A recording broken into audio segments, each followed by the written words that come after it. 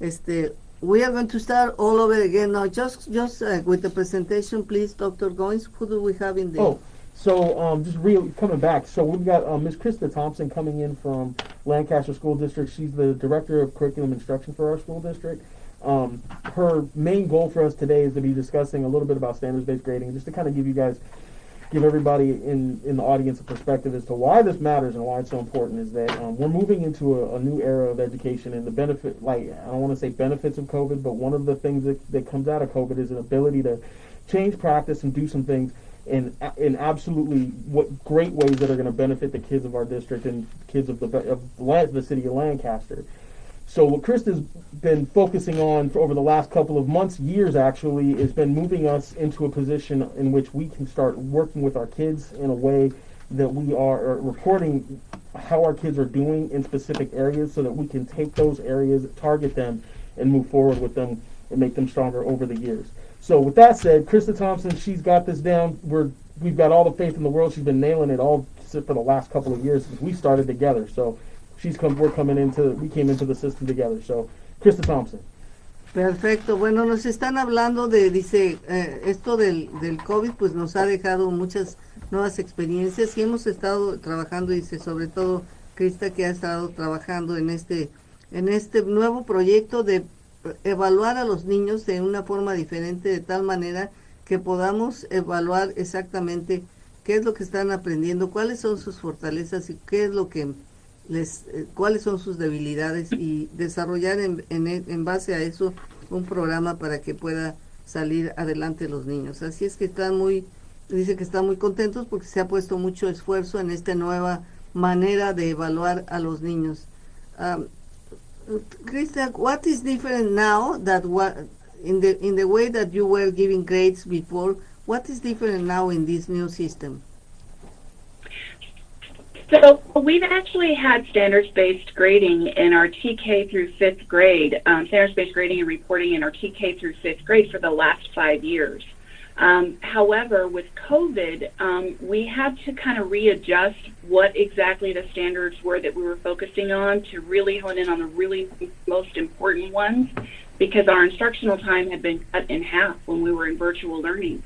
And so what we found is that our standards that we were reporting on in our report card didn't exactly match the standards that we were focusing on in instruction. And so as a result, we went back to a traditional A through F report card for the last year and this year, just to make it a little bit more simple for our families and students and teachers to understand what was happening with the grading. And we didn't want to give any misinformation out on the standards-based report cards as they were.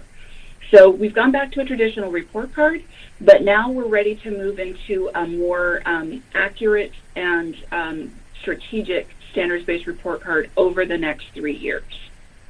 Le pregunto cuál es la diferencia entre el sistema de calificaciones que se tenía anteriormente y este nuevo sistema. Dice, bueno, en realidad ese sistema ya lo habíamos aplicado hace 6 años, pero debido al problema del COVID tuvimos que cambiar porque perdimos la mitad del tiempo que les dábamos clases a los niños. Con esto del COVID pues perdimos la posibilidad de darles tiempo completo, así es que volvimos a la típica manera de calificar solamente con una tarjeta donde los maestros podían poner la calificación que ellos consideraban para facilitar más el proceso. Dice, pero ahora nuevamente que estamos regresando al salón de clases, pues tenemos que volver a este nuevo sistema, que es este sistema que es de medir y evaluar a los estudiantes de acuerdo a sus áreas específicas, qué es lo que están haciendo bien y qué es lo que no están haciendo bien. Ms. Thompson, this is Dana Lamont. What will parents see different in a report that comes home to for the student? Good morning. So for the next 3 years, what I'll tell you is they're not going to see much difference, because we're going to keep the traditional report card as an A through F report card for the next 3 years. What we'll do in the meantime is we're going to work with our teachers and families and do effective standards-based grading and feedback, and what that report card will actually look like when the time comes after 3 years. And so to answer your question, when we finally do see an accurate standards-based report card, we haven't built exactly what it will look like, but what parents will expect to see is some specific, most important skills and concepts that students need to know and be able to do by the end of their grade level. And they'll see a report that shows how they're progressing in those specific standards. So for example, let's say they need to do adding and subtracting with double digits. The standards-based report card will report, are they meeting that proficiency? Are there limited proficiency with that? They haven't attempted it yet, or it hasn't been taught yet. It's a really specific way for us to identify with clear skills and concepts how a student is progressing in a specific area of learning. So I hope that makes a little bit of sense. Makes lots of sense.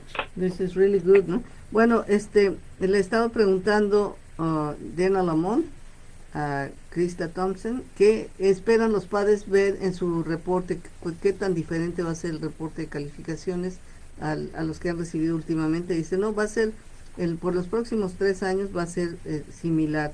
Dice, lo que estamos haciendo es poco a poco ir cambiando los sistemas para que nosotros podamos evaluar a los estudiantes de acuerdo a sus habilidades, y vamos a estar viendo cuáles son sus progresos en esas áreas específicas. Dice, por ejemplo, si les enseñamos a sumar con doble dígito y vamos a poner ahí los resultados, qué es lo que se debe esperar como resultado y si el estudiante está alcanzándolo o no.